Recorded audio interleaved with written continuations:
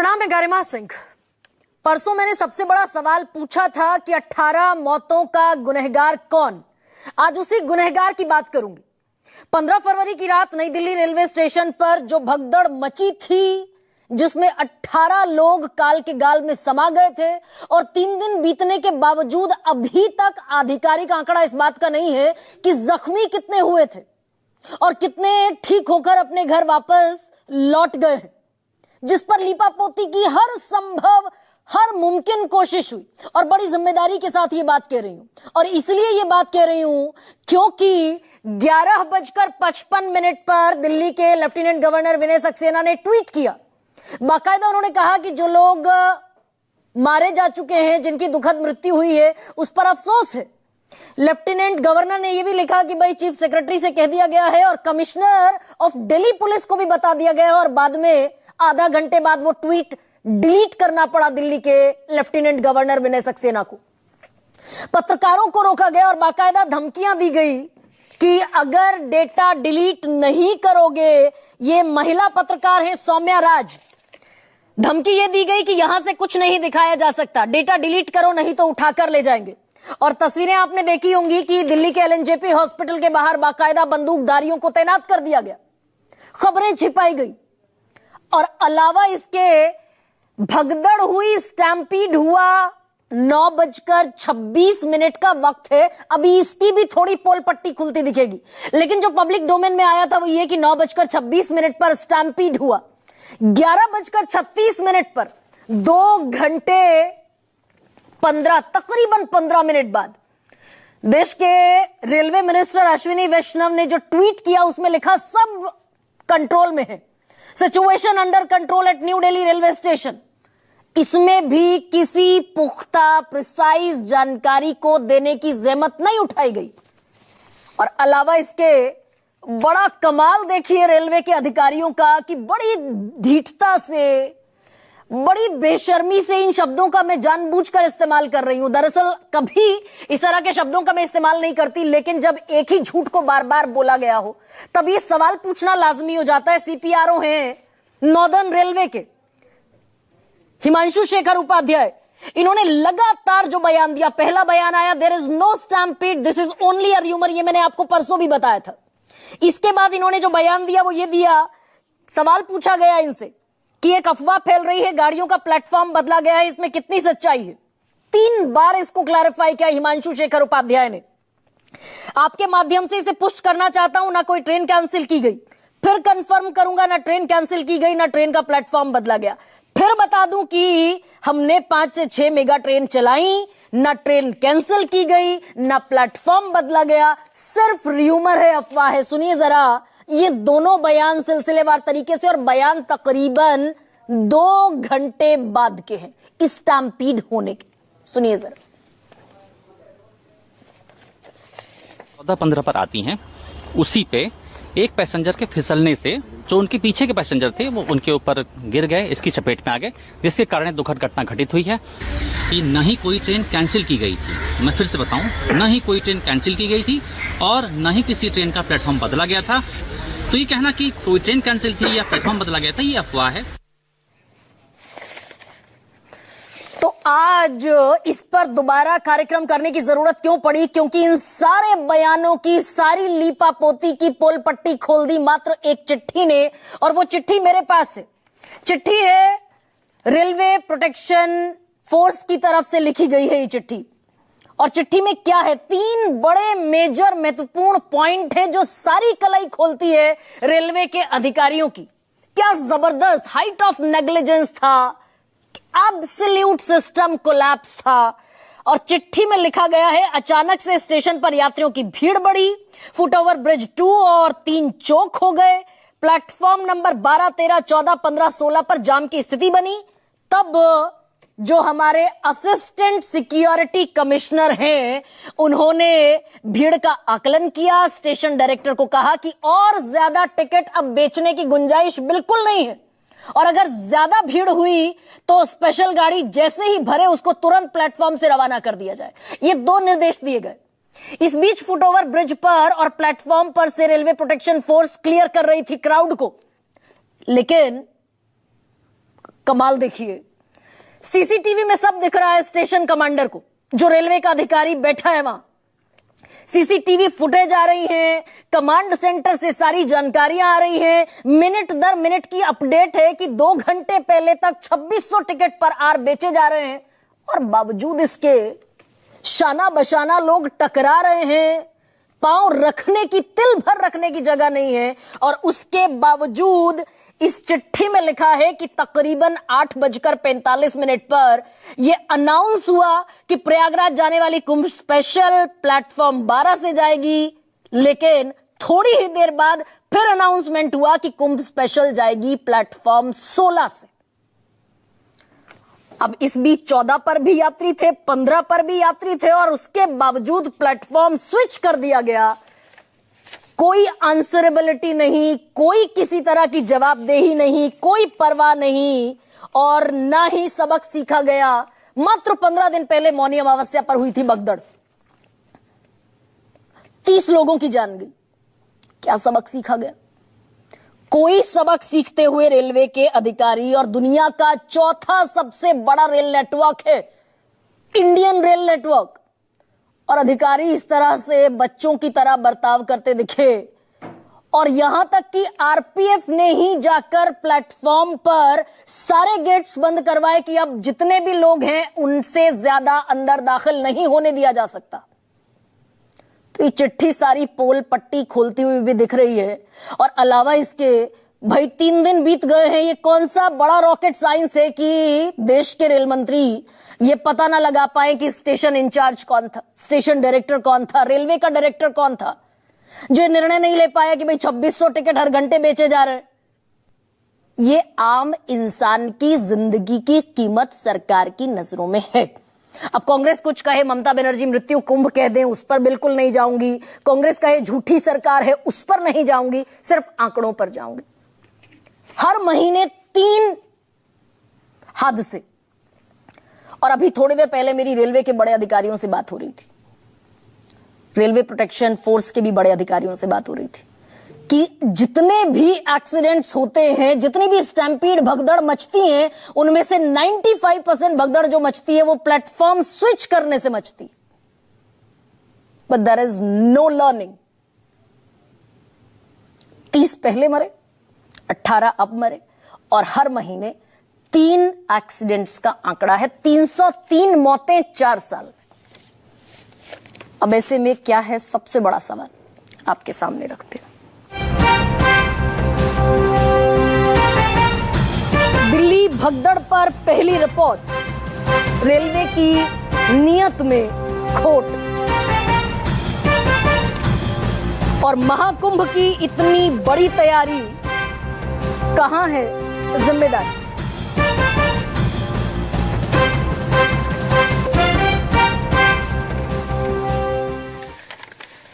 और दरअसल ये सवाल पूछना इसीलिए और ज्यादा जरूरी हो जाता है, जीडीपी की एक डिटेल दी गई कि 60 करोड़ लोग अगर कुंभ में, त्रिवेणी में, संगम में स्नान कर लेंगे तो उत्तर प्रदेश की जो जीडीपी है उसमें 3.25 लाख करोड़ से 3.5 लाख करोड़ का इजाफा होगा। और बाकायदा सौदा शब्द का इस्तेमाल भी किया जा रहा है।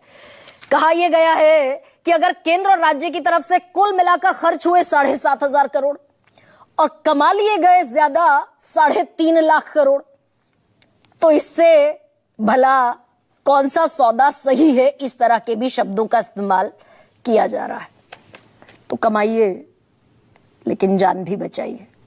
मेरे साथ पैनलिस्ट कौन कौन है आपसे परिचय कराती हूं। रोहन गुप्ता मेरे साथ हैं, प्रवक्ता भारतीय जनता पार्टी के, wing commander, former wing commander Anuma Acharya मेरे साथ हैं, प्रवक्ता हैं कांग्रेस पार्टी की। अलावा इसके एक खास मेहमान, अभी 2 और लोग जुड़ेंगे, अलहदा खिड़कियों में नजर आएंगे, लेकिन फिलहाल मेरे साथ हैं former DG RPF, railway protection force, Arun Kumar. थोड़ी देर बाद डॉक्टर अशोक त्रिपाठी भी होंगे, जिस रेलवे की, रेल मिनिस्ट्री की ये सारी लैक ऑफ नेग्लिजेंस सामने आई, हाइट ऑफ नेग्लिजेंस सामने आई, उनसे फॉर्मर मेंबर रेलवे बोर्ड के डॉक्टर अशोक त्रिपाठी साथ होंगे। और हो सकता है सुकेश मेरे सहयोगी भी इस चर्चा में शिरकत करें। रोहन, अब क्या ये मान लेने में गुरेज है इस चिट्ठी के बाद कि एब्सोल्यूट सिस्टम फेलियर था, एब्सोल्यूट नेग्लिजेंस थी और सरकारी सिस्टम की नाकामी की भेंट चढ़ गए इस देश के 18 लोग? गरिमा जी नमस्कार। और जब भी मैं डिबेट में आता हूं और एक जिम्मेदारी से जब ऐसा संवेदनशील हादसे होते हैं, गलती हो या हकीकत जो भी हो, उसका पूछा प्रॉपर स्टडी करके आता हूं, जिससे देश की जनता के सामने हकीकत जाए और दूध का दूध पानी का पानी, और जो लोग जिम्मेदार है उसके ऊपर एक्शन भी ली जाए। ठीक है, अगर मैं 2-3 मिनट लूंगा आपको हकीकत पूरा करने के लिए। टोटल 16 प्लेटफॉर्म है न्यू दिल्ली रेलवे स्टेशन पे, और हर प्लेटफॉर्म की नॉर्मल कैपेसिटी 3000 लोगों की है। जिस दिन ये हादसा हुआ, जो प्लेटफॉर्म नंबर 12-14 की हम बात कर रहे हैं, जनरली 6 से 8 में जो नंबर ऑफ टिकट बिकती है अनरिजर्व टिकट, वो 9000 के करीब होती है। उस दिन ये 12500 बिकी। जैसे ही 12500 टिकट का बिक्री हुई है, प्रयागराज की बात कर रहा हूं, उसी समय पे जैसे ही लोड बढ़ा तो एक सेकंड ट्रेन का प्लान हुआ, जो प्रयागराज एक्सप्रेस और दूसरी प्रयागराज स्पेशल ट्रेन। तो वो प्लेटफॉर्म नंबर 12 से ही थी और ये भी प्लेटफॉर्म नंबर 12 से थी। हुआ ये वो कि 8:30 को एक अनाउंसमेंट हुआ कि भी प्रयागराज एक्सप्रेस के लिए जो है वो उसका अनाउंसमेंट हुआ। जो लोग प्लेटफॉर्म नंबर 14 पे थे, उनको लगा कि प्रयागराज स्पेशल ट्रेन का अनाउंसमेंट है। वो भाग के इमीडिएटली सीढ़ी से चढ़ के 12 से 14 के ऊपर 14 से 12 के प्लेटफॉर्म पे आने के लिए एकदम से भीड़ लगी। वहां पे सीढ़ी पे कोई व्यक्ति सर पे कुछ वजन वाली चीज लेके बैठे हुए थे। जैसे लोग दौड़े, वो गिरे और पीछे जो भी आए लोग गिरे और ये हादसा घटा। नहीं, ये रोहन क्या ये पुरानी कहानी हो गई क्या? और आज मैं आपसे गुजारिश करती हूँ, गरिमा जी, मैं आपसे बात कर रहा हूँ। ठीक है, मैं आपसे बात कर रहा हूँ। मैं आपसे बोला संवेदनशीलता, इसको आप अपना एंगल दीजिए। आपका काम है मुझसे सवाल पूछना, मेरा काम है आपको जवाब देना।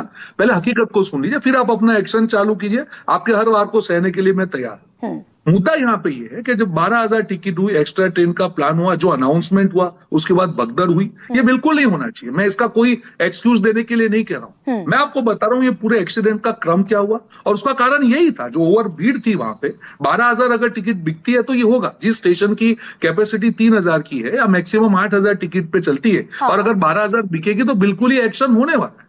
पर ये जो सारी चीजें हुई, जो लोग भी जिम्मेदार है, एक संवेदनशील सरकार है। जो भी एक्शन आप बोलेंगे कि नहीं कमिटी बिठा दिया, नहीं, बिल्कुल नहीं।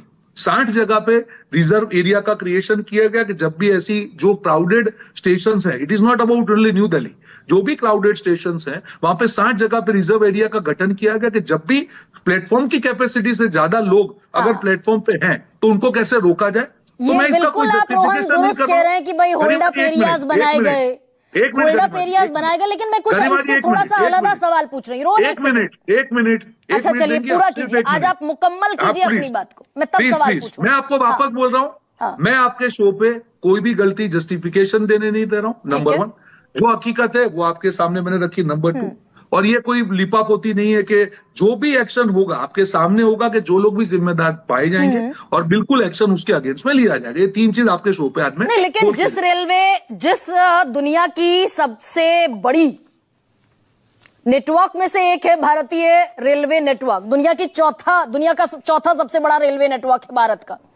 उस नेटवर्क में जो बड़े अधिकारी हैं, उनके पास सीसीटीवी कैमरा भी है, कमांड सेंटर भी है, सारी उनके पास ताकतें हैं। उसके बावजूद वो ये रेलवे प्लेटफॉर्म स्विच करने को लेकर डिसीजन नहीं ले पाए। मैं आपको यही बता रहा हूं, ये और बात 12 पर आएगी पहले और फिर 16 पर आएगी। नहीं सुनिए, नहीं ऐसा नहीं, स्विचिंग का नहीं है। 2 सेपरेट ट्रेन थी, समझिए बात को। एक थी प्रयागराज एक्सप्रेस और दूसरी थी प्रयागराज स्पेशल ट्रेन।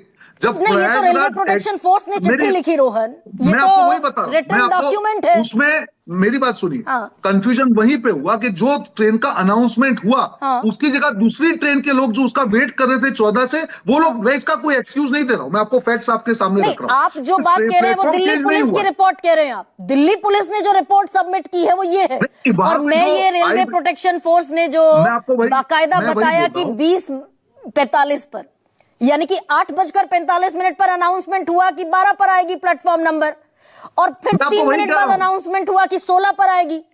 मैं आपको वही कह रहा हूं कि जो ये 14 वाले लोग खड़े थे, वो ट्रेन अलग थी, वो स्पेशल ट्रेन थी, और जो नॉर्मल ट्रेन थी वो 12 पे ही थी। तो 14 पे जो स्पेशल ट्रेन वाले लोग खड़े थे, उनको ये लगा कि अनाउंसमेंट हमारी ट्रेन के लिए है, इसीलिए वो दौड़ के सुधा 12 की तरफ गए और ये घटना हुई। हाँ। और इसी के कारण ये जो अनाउंसमेंट में जो कंफ्यूजन हुआ वो दूसरी ट्रेन के कारण हुआ और इसी कारण भगदड़ी और स्टैम्पेड हुआ। हालांकि इसका कोई जस्टिफिकेशन नहीं है। तो क्या रोहन 3 दिन बीत, ये क्या रॉकेट, अच्छा ये बताइए ना, ये रॉकेट साइंस है, सरकारी जो रेलवे के अधिकारी ये रॉकेट साइंस था क्या? मैंने मान लिया आपकी बात रोहन, क्या ये रॉकेट साइंस था कि नई दिल्ली रेलवे स्टेशन पर घटना से 2 घंटे पहले हर घंटा 2600 टिकट बेचा गया?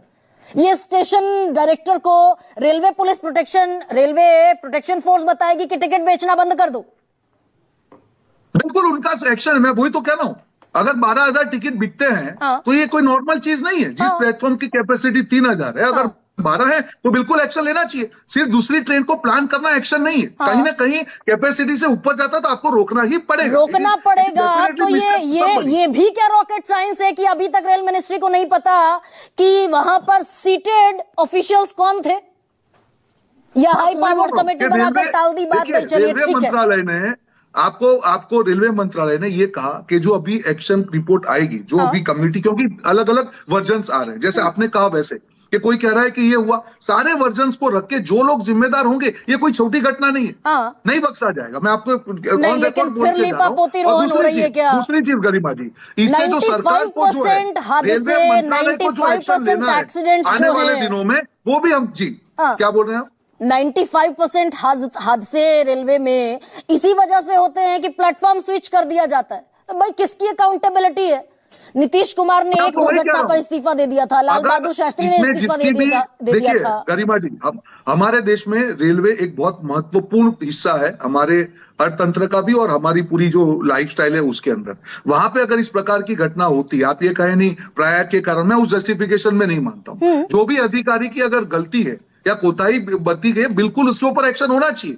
अगर प्लेटफॉर्म से कैपेसिटी के ज्यादा अगर टिकट गई है, वो भी एक्शनेबल है।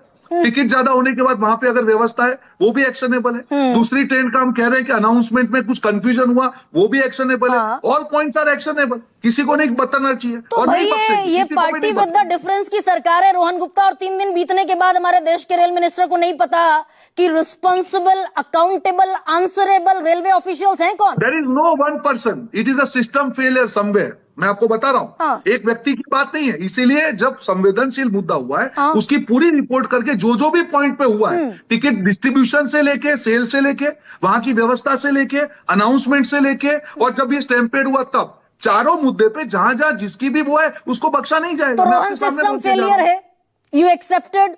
100% ये हुआ है। और ये 15 दिन पहले भी हो गया स्टैम्पेड, 30 लोग मर गए और 15 दिन बाद फिर हो गया। अधिकारी सुनिए वापस, तो ये हम सुनते रहे कि भाई सिस्टम फेलियर। अगर 3,000 की कैपेसिटी है और अगर 12,000 टिकट बिकते हैं, वहीं पे रेड फ्लैग हो जाना चाहिए था कि पहले तो इतने टिकट डिस्ट्रीब्यूशन, क्योंकि मालूम है प्रयाग में इतना लोड है, 60 करोड़ से ज्यादा यात्री वहां पे हमारे जो लोग गए हैं, तो ये जो 12,000 टिकट डिस्ट्रीब्यूशन ही, मुझे लगता है व्यक्तिगत तौर पे ये गलती वहीं से चालू नहीं। तो व्यवस्था बनाने की जिम्मेदारी तो रेल मंत्रालय की है ना रोहन?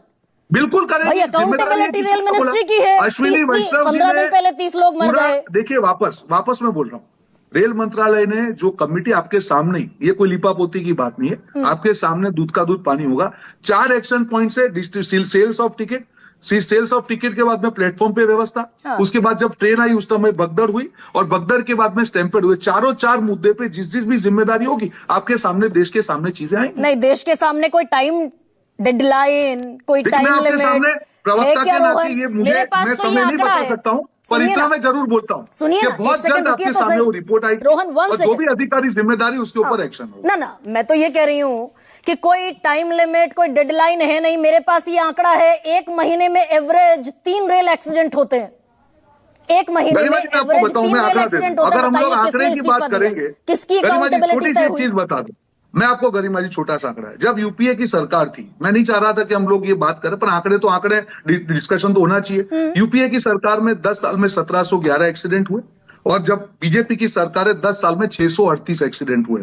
पर million kilometre of rail travel वो हद से कम होके 0.37 पे आ गए। फिर भी किसी का एक भी मृत्यु होती है, एक भी हादसा होता है। रोहन जस्टिफाई करते रहे। भाई आप ही की सरकार में नीतीश कुमार रेल मंत्री हुआ करते थे, मैंने आपको कहा जस्टिफाई किया, मैंने आपको आंकड़े दिए, गई कहां मैंने आपको आंकड़े दिए ना।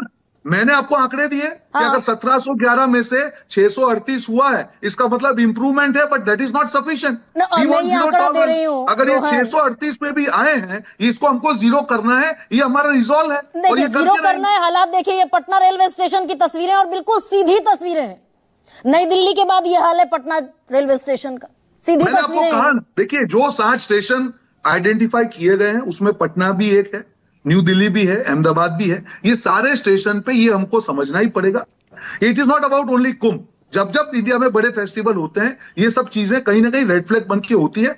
और जब तक इसका एक सिस्टम नहीं बनेगा, हम लोग यहाँ पे आएंगे डिस्कस करेंगे, भाई जिनकी जान चलेगी वो तो चलेगी, यानी रोहन, उनके परिवार के साथ क्या होगा। तो मुझे नहीं लगता है कि जब तक डिस्कशन का सिस्टम टॉपिक है, नहीं इसका बनेगा, सिस्टम बनना अब जरूरी है। रोहन एक सेकंड, जब तक सिस्टम नहीं बनेगा तब तक हादसे नहीं रोके जा सकते। यानी कि देश में अभी 75 साल बाद सिस्टम नहीं बना है, ये सच्चाई है? बिल्कुल नहीं है। सिस्टम बना है, कांग्रेस के समय भी था, वो सिस्टम इंप्रूव होता जा रहा है। हमको उस लेवल पे पहुंचना है कि सिस्टम में बिल्कुल लैप्स ना हो। There is always a improvement. पहले था टेक्नोलॉजिकल CCTV इंप्रूवमेंट कैमरा है, सिस्टम है, इंप्रूवमेंट देश की है, राजधानी और हमको का इसको आगे रेलवे लेके स्टेशन जाना है, है। जीरो पे जाना है। देश की राजधानी का रेलवे स्टेशन है, सीसीटीवी कैमराज हैं, कमांड सेंटर्स हैं, आर्टिफिशियल इंटेलिजेंस है, डिजिटल इंडिया है, फुटफॉल गिना जा रहा है हर घंटे, कुंभ में कितना फुटफॉल है, लेकिन हेड काउंट कितने हैं ये नहीं पता,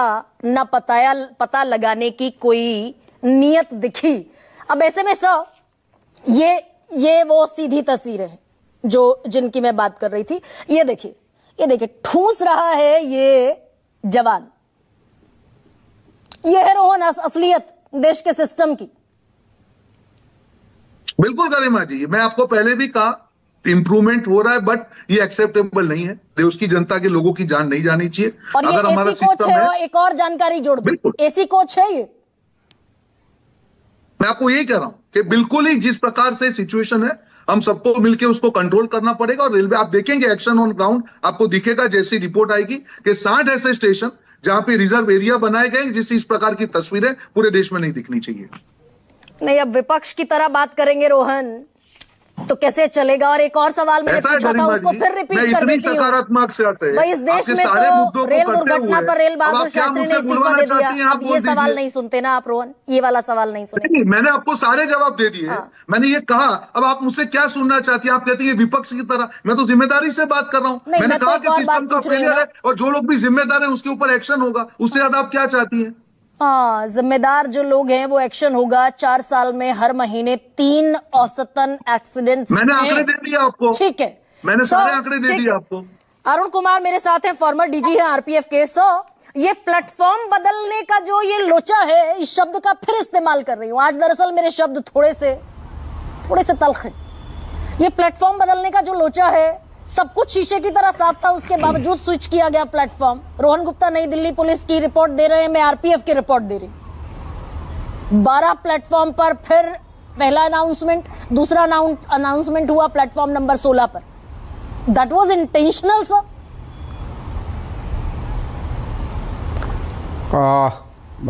late me explain the whole thing in a broader perspective. अभी मैंने सुना जो हमारे पूर्व वक्ता ने कहा, बहुत बढ़िया से उन्होंने एक्सप्लेन करने की कोशिश की। लेकिन यदि पूरे देश के परिप्रेक्ष्य में देखें तो हम सब जानते हैं कि कुंभ हो रहा है और उसके कारण जो है वो भीड़ का प्रेशर रोड पे भी है, रेलवे पे भी है, हर जगह पे है। और अभी आपने 15 दिन पहले कुंभ के हादसे की बात की।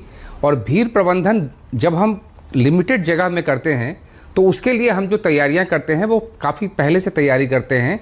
पीछे से ही जहां से क्राउड चलने की संभावना होती है वहां से बैरिकेडेड होल्डअप एरिया सारी कुछ बनाते हैं। और एक लिमिटेड एरिया में हम कोशिश करते हैं कि एक हम उस क्राउड को मैनेज कर सकें और इनग्रेस और आउटग्रेस, जाने वाली भीड़ और आने वाली भीड़ के बीच में एक बैलेंस रख सकें ताकि वहां पर जो है कोई हादसा ना हो। सर होल्डअप जो एरिया सिस्टम तो वो आप बनाए जा रहे हैं। रेलवे का भी हमारा जो ये जो प्रीएम्प्ट होना चाहिए मैं था, बता रहा हूँ, मेरी बात सुनिए। गिव मी प्लीज, कहिए sir, please listen to me ma'am, कहिए ना please sir, listen to me. Please. वही चीज मैं ये कह रहा हूं कि जैसे वो लिमिटेड प्रेमिसेस हैं वैसे ही रेलवे का भी वही है, वही सिस्टम काम करता है। और यहां भी ऐसा होता है।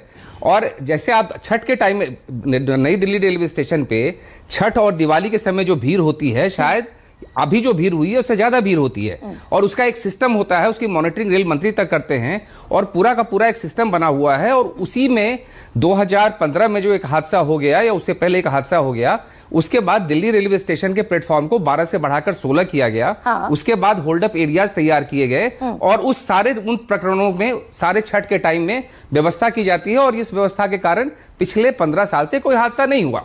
अब सवाल है कि कुंभ के दौरान जो प्रेशर डिफरेंट स्टेशन पे बन रहे हैं, वहां पे शायद ये बात नहीं सोची गई कि यहां का भी क्राउड ऐसा हो सकता है कि जो तैयारी हम छठ के दौरान करते हैं वो तैयारी हमें करनी चाहिए थी, करने की कोशिश करनी चाहिए थी। वो होल्डअप एरिया और वो सारी चीज, उनका असेसमेंट शायद कब ये हो गया कि शायद इतनी भीड़ वहां नहीं होगी, तो इसलिए होल्डअप एरिया और बाकी चीजें जो है नहीं बनाई गई जो अब की जा रही। मुझे अलाउ कीजिए सर, मुझे अलाउ कीजिए। इतनी भीड़ नहीं होगी ये तो थोड़ा सा अलहदा रखते हुए मैं ये पूछ रही हूँ, बाकायदा पता था, और उत्तर प्रदेश सरकार ने कहा था कि 40 करोड़ लोग पहुंचेंगे, हमारी व्यवस्था 100 करोड़ लोगों की है। इसका तो प्रचार भी खूब बढ़ चढ़ कर किया असेसमेंट। मैडम, सबसे ज्यादा प्रेशर जो है वो प्रयाग में है, प्रयागराज के स्टेशनों पर है, सूबेदारगंज है, झूसी है, नैनी है। वहां पर ये सिस्टम, जहां एक एक दिन में 350 ट्रेनें चल रही हैं, अभी तक तो वो सिस्टम वहां काम कर रहा है ना। वो काम इसलिए कर रहा है कि वहां सारी तैयारियां की गई हैं, वहां सारी व्यवस्थाएं की गई हैं। इससे पिछले वाला जो कुंभ था मैडम, मैं वहां एडीजी लॉ एंड ऑर्डर था यूपी का, और मैंने कुंभ वहां पे निस्तारित करवाया था। और जब कुंभ मौनी अमावस्या के दिन सब कुछ निकल गया और मैं भगवान के मंदिर में हाथ जोड़ रहा था, तो पता चला कि रेलवे पे हादसा हो गया, और उस रेलवे में करीब 40 लोग मर गए। और वहां जाके फिर हम लोगों ने उसको जो है वो मैनेज किया। 2019 का जो अर्ध कुंभ था, तो मैं डीजी आरपीएफ था, और वहां पे जो रेलवे की व्यवस्थाएं इतनी अच्छी थी कि इंटरनेशनल वर्ल्ड कांग्रेस जो होता है वहां प्राग में, वहां पे जब हमने दिखाया और वहां पे विभिन्न देश के लोगों ने इस व्यवस्था को देखा, तो उन्होंने भारत को ऑफर किया कि आप जो है कि यूआईसी इंटरनेशनल रेलवे यूनियन होता है, उसका चेयरमैनशिप, वाइस चेयरमैनशिप लिए। ये तो यही रेलवे है जिसने एफिशिएंटली भी काम किया है, सर, लेकिन जो यहाँ पर इंटरनेशनल रेलवे यूनियन के चेयरमैनशिप अभी तक करता रहा है। हर घंटे 2600 टिकट बेच देना, होता प्लेटफॉर्म टिकट को बगैर वेरीफाई किए हुए सामान्य भीड़ को अंदर घुसने की इजाजत होना, बड़ा मिसकैलकुलेट हो गया क्या? हो रहा है, हो सकता है कि मिसकैलकुलेट हुआ है। दूसरा क्या है कि यहां पे कई विंग्स रेलवे के काम करते हैं, जैसे रेलवे का टिकट बेचने का काम कमर्शियल डिपार्टमेंट का है, संचालन करना कि कौन सी ट्रेन किस प्लेटफॉर्म पर आएगी और कहां पे रोकी जाएगी, ये ऑपरेशन का काम है। जो सिक्योरिटी और भीड़ का मैनेजमेंट है वो आरपीएफ का काम है, और इन सब का कोऑर्डिनेशन का तालमेल जो है वो हमेशा आवश्यकता पड़ती है। इस पर्टिकुलर डे में संभवतया उस 2-3 घंटे के अंदर में जो ये क्राउड का बिल्डअप हुआ है, उस बिल्डअप को देखते हुए जो कोऑर्डिनेशन था कि कितनी टिकट बेची जानी चाहिए थी और कब टिकट बेचना रोकना है, और कहां पे प्लेटफॉर्म पे जो है कितना क्राउड हो गया है, ताकि ट्रेनों को अब यहां नहीं लाके पीछे के स्टेशनों पे रोकने की आवश्यकता है, लेकिन ये तो या ट्रेन को किस प्लेटफॉर्म पर लाना है। सर, ये तो लेकिन मेरे ख्याल ये से समन्वय का अभाव मैं इसको कहूंगा। हाँ सर, मेरे ख्याल से ये तो बेसिक है, एब्सोल्यूट क ख ग है, ये बेसिक है ना सर? है, क ख ग है, लेकिन क ख ग करने के लिए भी बार बार अभ्यास की जरूरत पड़ती है, जो रेलवे में बिजी होने के कारण नहीं हो पाता है। जैसे जो हमारे प्रोफेशनल है, एसपीजी है, एनएसजी है, बार बार अभ्यास करती है। तो ये अभ्यास और ड्रिल भी जो है रेलवे में बार बार होते रहना चाहिए। जब भीड़ ना हो तब कोऑर्डिनेशन कैसे इंप्रूव करें। कहीं ना कहीं से तो लैप्स हुआ मैम, इसलिए एक्सीडेंट हुआ ना। होना चाहिए था जो मिसिंग था। हाँ, मैंने कुछ जहां इलाहाबाद और जहां पे ज्यादा प्रेशर की संभावना थी वहां पे सारी तैयारियां की हुई हैं, वहां पे सब कुछ ठीक चल रहा है, और जहां पे जो है वो असेसमेंट में थोड़े 19-20 हो गई, वहां ये घटना हो गई, ये चूक हो गई, और बाकी जगहों पे भी अब प्रेशर दिख रहा है, होल्डअप एरिया बनाया जा रहा है की स्थिति बनी। लेकिन अनुमा, ये इस्तीफे से कम कहीं बात नहीं बनती क्या? आपका सवाल हुआ, मैं तो ये सोच रही थी इतनी देर से कि जो भारतीय जनता पार्टी के प्रवक्ता ने पहले बोला, बस उसके बाद बात खत्म हो गई। मैं तो पूछना चाहती हूँ कि बालासोर में इतनी बड़ी दुर्घटना हुई थी, देश को मालूम हुआ क्या कि कौन उसका दोषी था, क्या सजा मिली उसे? आपने कहा सिर्फ आंकड़ों पर जाऊंगी। वो बेटी के पिता को देखा है आपने, जो कह रहा था कि उसको मैंने छाती पर सुलाया था बचपन से, और उसके सिर के ऊपर कील घुस गई थी, और वो कह रहा था इस कदर भगदड़ थी, ना ऊपर जा पा रहे थे ना नीचे।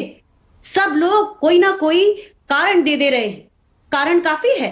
मुझे तो लगता है कि जो आरपीएफ की जो चिट्ठी लीक हुई है ना, सबसे पहले सरकार जो करती है किलिंग द मैसेंजर, सबसे पहले वहां बर्खास्तगी होगी, और किसी की बर्खास्तगी मुझे नहीं दिखती है अभी। ये सरकार बेहद ढीठ है। जो रेल मंत्री हैं वो जननेता नहीं है, राज्यसभा से आते हैं, पहले ब्यूरोक्रेट थे, इंजीनियर थे और पता नहीं क्या क्या थे, उनको हम देखते हैं कहीं जवाबदेही लेते नहीं दिखते। आज तक के सबसे क्रूर ब्यूरोक्रेट और केंद्रीय मंत्री लगते हैं मुझे तो, खुली और प्रत्यक्षदर्शी कुछ बता रहे हैं।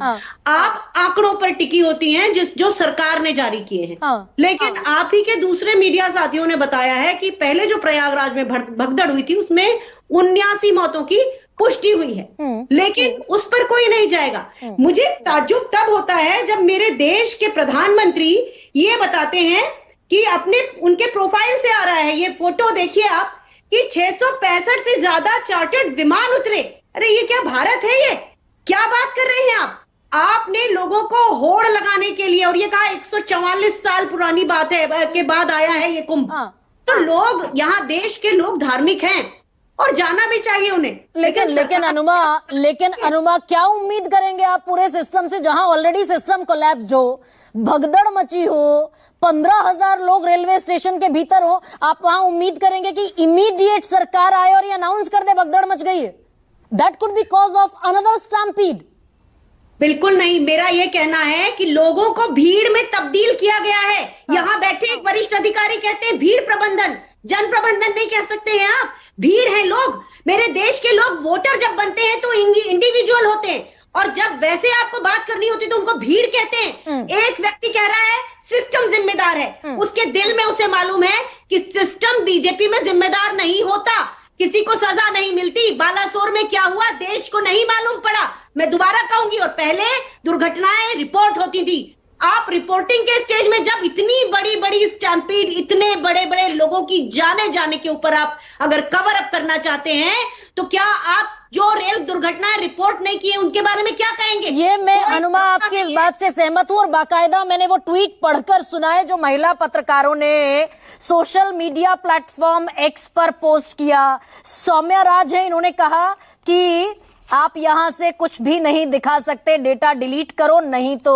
उठाकर ले जाएंगे। ये महिला पत्रकार हैं सौम्या राज, जिन्होंने बाकायदा सोशल मीडिया पर ये पोस्ट लिखी है, रिपोर्ट नहीं करने दिया गया। ये इस बात पर मैं आपकी बात से सहमत हूं। लेकिन डॉक्टर अशोक त्रिपाठी, ये दुनिया का चौथा सबसे बड़ा रेल नेटवर्क, और 3 दिन बाद भी हम सिर्फ हाई पावर्ड कमेटी के बिना पर भरोसा रखकर बैठे हुए हैं। कौन है जिम्मेदार अधिकारी?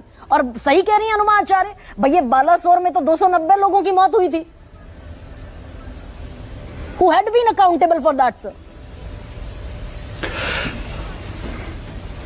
गरिमा जी, मुझे फक्र है कि आज आपके इस एपिसोड में हम आपके साथ आपके प्रश्नों का उत्तर देने के लिए उपस्थित हैं। मुझे फक्र है कांग्रेस के प्रवक्ता का, जिसने भीड़ की परिभाषा और व्यक्तिगत जीवन की लालसा के बीच में लोग कुंभ स्नान करने जा रहे थे, मृत्यु स्नान के लिए नहीं जा रहे थे। तो मृत्यु का स्नान और कुंभ के स्नान के भेद को जब तक पार्टी के चश्मे से देखा जाएगा, और ब्यूरोक्रेसी के ऊपर अगर आप छोड़ेंगे, तो ब्यूरोक्रेसी भारत की पूरे वर्ल्ड में बदनाम है कि वो अपने लालच, अपने स्वार्थ और अपने को बचाने के लिए कभी भी जिम्मेदारी नहीं लेती। और बीजेपी की 2014 से जब से सरकार आई है, हम लोगों ने यही कोशिश किया था कि हमें कुछ नया देखने को मिलेगा और हम विश्व की ताकत बनेंगे, परंतु बड़े दुर्भाग्य के साथ कहना पड़ रहा है कि सारी व्यवस्था रहने के बाद, सारी मैनेजमेंट का ट्रायल होने के बाद, न जाने कैसे हमारे कुछ ब्रांच ऑफिसर्स की गलती से कुछ ऐसे परिवार के बंदे इस संसार से चले गए जिनकी पूर्ति भारत की न तो सरकार, न तो रेल मंत्रालय, न उनके द्वारा दिया हुआ कंपनसेशन पूरा करता है। मैं आपके माध्यम से भारत के 4 करोड़ उन यात्रियों की आवाज, ये जो मैं एक नाम लेना पता नहीं, मैं नहीं जानती लेना उचित है अनुचित है, लेकिन हिमांशु शेखर उपाध्याय सीपीआरओ हैं ये नॉर्दर्न रेलवे के। इनका पहला बयान आया there is no stampede, it is only rumour. इनका दूसरा बयान आया कि किसी व्यक्ति का पांव फिसल गया, उसके बाद भगदड़ मच गई, लोग उसके ऊपर सब गिरने लगे, ये भगदड़ का कारण रहा। तीसरा स्टेटमेंट इनका आया कि I am absolutely firmly saying कि ना ट्रेन कैंसिल हुई और ना प्लेटफॉर्म बदला गया। ये जिम्मेदार अधिकारी, इनके खिलाफ कार्रवाई तुरंत होनी चाहिए क्या सर? ऐसे अधिकारी। मैं यही तो आपसे कह रहा था गर्मा जी कि मैं यही आपसे कह रहा था कि मुझे फक्र है कि आज हम आपके इस प्लेटफॉर्म के माध्यम से भारत की सरकार को, रेल मंत्री को ये बताना चाहते हैं कि वो ब्रांच ऑफिसर लेवल पे लोगों के साथ सख्त कार्रवाई करें जिन्होंने जानबूझ करके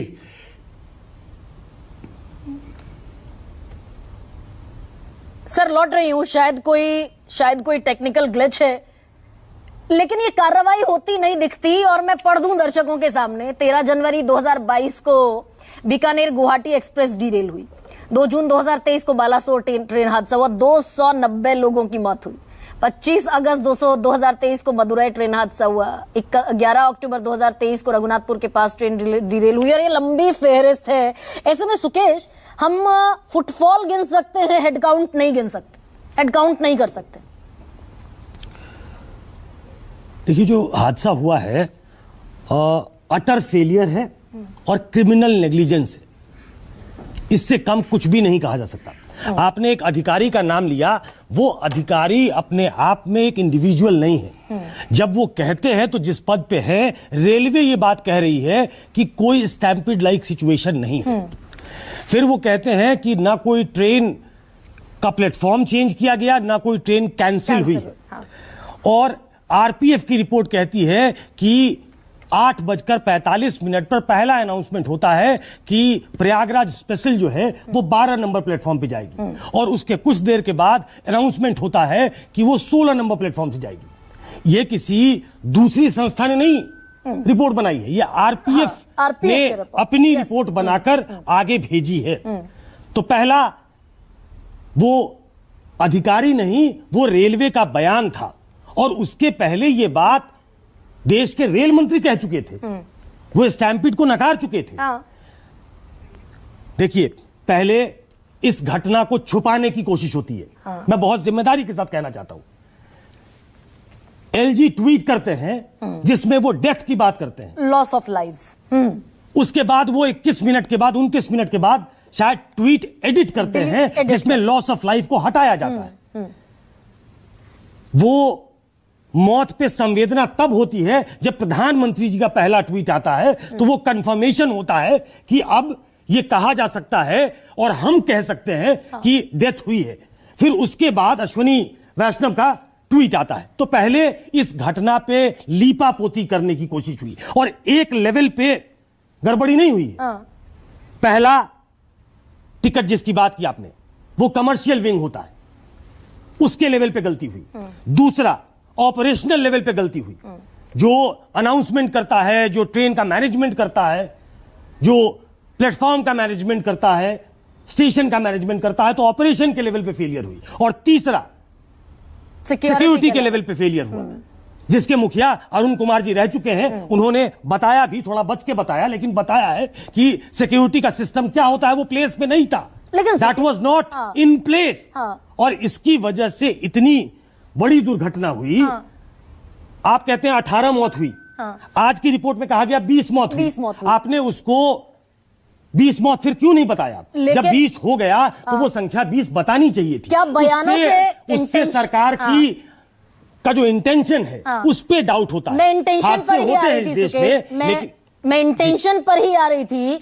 जो 15 तारीख की घटना हुई, उसके बाद बयान ये आया है, मैं बता दूं दर्शकों को एक बार फिर, कि भाई 7500 करोड़ रुपए खर्च हुए, 7500 करोड़ रुपए खर्च हुए कुंभ के आयोजन में, और जीडीपी बढ़ गई 3.5 लाख करोड़ की।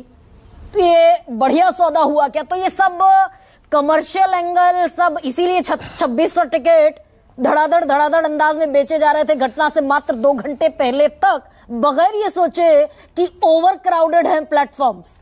ये सब तिजारत हो गई क्या? इकोनॉमी में कितना पैसा इन्फ्यूज हुआ, कितनी हमारी इकोनॉमी बढ़ गई, वो लॉस ऑफ लाइफ से बड़ी नहीं हो सकती। नहीं, ये गणित सिर्फ कमर्शियल बेनिफिट तक ही महदूद रह गया क्या? देखिए, ये ब्लेटेंटली कहना कि सिर्फ कमर्शियल लेवल पे हमको आमदनी हो जाए ये देखा जा रहा था, ये तो कहना ठीक नहीं होगा, लेकिन ये मिसमैनेजमेंट था। ये आप क्राउड मैनेजमेंट भी नहीं कर पाए, जिसको आप कह रही हैं कि इसको जिसको अनुमा आचार्य ने कहा कि क्राउड क्यों कहते हैं, उसको भीड़ क्यों कहते हैं, श्रद्धालु थे वो। चलिए उसको एक जनरल टर्म में क्राउड मैनेजमेंट कहा जाता है, जो पुलिसिया टर्म होती है, सिक्योरिटी का टर्म होता है, उसमें क्राउड मैनेजमेंट कहा जाता है। आपने उसके बेसिक्स को फॉलो नहीं किया। कुंभ में हादसा हो चुका था, आपको मालूम है। आपको मालूम है कि हर रोज वहां पे लोग लाखों की संख्या में पहुंच रहे हैं और ट्रेन सबसे बड़ा कैरियर है। आपको जरूरत से ज्यादा एहतियात बरतना चाहिए था। आपने वहां पे फिर मतलब ये हर लेवल पे फेलियर है, कहीं किसी एक ऑफिसर का फेलियर नहीं है, ये पूरा सिस्टम फेलियर है। And where does the buck stop? हाँ, कहा रोहन गुप्ता जी ने कि सिस्टम का फेलियर है। ये बड़ा जनरलाइज टर्म है, सिस्टम का फेलियर है। अरे सिस्टम रन कौन कर रहा है? सिस्टम रन इस देश में सरकार करती है, और उस सरकार के मुखिया रेल मिनिस्टर है। रेलवे मिनिस्टर के नाते उन्हें ये जिम्मेदारी लेनी चाहिए। ये कह देना कि सिस्टम फेलियर है और ये मानते हुए कि हाँ कई लेवल पे गलती हुई, टिकटें ज्यादा क्यों बेची गई, वहां सिक्योरिटी क्यों नहीं थी, ये रॉकेट साइंस है क्या? वहां प्लेटफॉर्म क्यों बदल दिया गया? मैं जो सवाल पूछ रही थी, एक बात जो बार बार कहा जा रहा है, मैंने उनके मुंह से भी सुना कि ट्रेन के बदलने को लेकर, ट्रेन प्लेटफॉर्म के बदलने को लेकर कंफ्यूजन हुआ। अब मत कहिए कंफ्यूजन हुआ, अब मत कहिए कि कंफ्यूजन हुआ। वहां जो सबसे पुराने, और अरुण जी मेरे बात की तस्दीक करेंगे, कि जो सबसे ऑथेंटिक वॉइस होता है, जो ग्राउंड लेवल पे काम करता है, वो कूली होते हैं। कूली पहले दिन से कह रहे हैं कि अचानक से प्लेटफॉर्म बदल दिया गया और बदलने की वजह से भगदड़ हुई, और उसके बाद आरपीएफ की रिपोर्ट कहती है। तो अब कम से कम इसको छिपाए जाने की कोशिश नहीं होनी चाहिए कि कहीं गलती हो गई, सिस्टमेटिक फेलियर है। नहीं, सिस्टमेटिक फेलियर का किसी न किसी को ओनस लेना चाहिए। ओनस, और वो ओनस लेते हुए नहीं दिख रहे हैं क्या रेल मंत्री अश्विनी वैष्णव? क्योंकि कॉन्डोलेंसेस का ट्वीट भी उनका अगले दिन 1:10 पर आया। पहले दिन 11:36 पर ट्वीट आया, एवरीथिंग इज अंडर कंट्रोल, 11:36 पर 3 घंटे बाद। और अगला जो ट्वीट आया वो आया अगले दिन 1:10 पर, कॉन्डोलेंसेस। मैं ट्वीट्स पे नहीं जाता, मैं उनके एक्शन पे जाता हूं। जो एक्शन आजकल ट्विटर पे संवेदना प्रकट कर देने से वो संवेदना प्रेषित नहीं हो जाती लोगों तक, सिर्फ ट्विटर पे लिख देने से नहीं होगा। You should be seem to be acting. आप एक्शन में नहीं दिख रहे हैं। आपने एक हाई पावर्ड कमेटी बना दी, आपने एक कमेटी बना दी, वो 10 दिन के बाद, 1 महीने के बाद रिपोर्ट देगी, लेकिन लोगों ने अपनी जान खो दी। ठीक है, अब सुकेश, अब रोहन, वो जो action, justice delayed is justice denied, और दिखना भी चाहिए, होना भी चाहिए। ये रॉकेट साइंस बिल्कुल नहीं है। मैं इस बात को नहीं मान सकती कि 3 दिन बाद भी ये ना पता हो जिम्मेदार अधिकारी कौन है, किनके खिलाफ कार्रवाई बनती है। ये बचाने की, लीपापोती की, सब छिपाने की, आंकड़ों से लेकर ये टेंडेंसी है क्यों रोहन? गरिमा, 1 मिनट के लिए अरुण जी को बीच में ले आता हूं। रोहन 1 मिनट के लिए अरुण जी से एक बात पूछ लेता हूं, पता लग जाएगा। सर, जब कोई प्लेटफॉर्म चेंज होता है तो लॉग बुक में उसकी एंट्री होती है, मैं सही हूं? सारे अनाउंसमेंट जो है टेप होते हैं, रिकॉर्ड सब कुछ का होगा, रिकॉर्ड होगा कैमरा से, तो वो रिकॉर्ड कोना कोना चप्पा चप्पा रेलवे स्टेशन का कवर्ड है। हाँ। तो रिकॉर्ड तो सारा कुछ होगा, चाहे रिकॉर्ड हो ना हो, अनाउंसमेंट, रिकॉर्डिंग्स, विजुअल सारे के सारे मिलेंगे, इसमें कोई दिक्कत हो रही है? तो सर, ये रॉकेट साइंस तो नहीं होना चाहिए ना? एक और सवाल सुकेश, मैं एक और सवाल अरुण जी से पूछ लूं, तो सर ये प्लेटफॉर्म चेंज हुआ या नहीं हुआ, ये पता लगाना बहुत कोई मुश्किल काम तो नहीं होना चाहिए सर? मैंने ये वह शब्द इसलिए कहा कि जब मुझे सवाल पूछा गया। रोहन जी, बस 1 सेकंड दीजिए मुझे, 1 सेकंड दीजिए। अरुण जी, बहुत मुश्किल तो नहीं होना चाहिए कि 3 दिन लग जाए? बिल्कुल नहीं।